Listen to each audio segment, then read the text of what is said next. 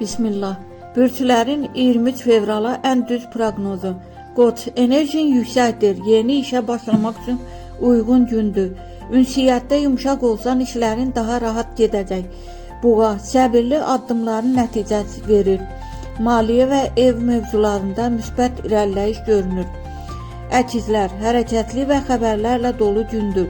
Yeni ideya və görüşlər sənə fayda gətirə bilər. Xərçəng, intuisiyan güclüdür. Ailə və şəxsi məsələlərdə sakit davranış uğur gətirəcək. Şir, diqqət mərkəzindəsən, qarşına çıxan fürsəti düzgün dəyərləndirsən, qazancın arta bilər. Qız, yarımçıq işləri tamamlamaq üçün ideal gündür. Planlı hərəkət rahatlıq gətirəcək.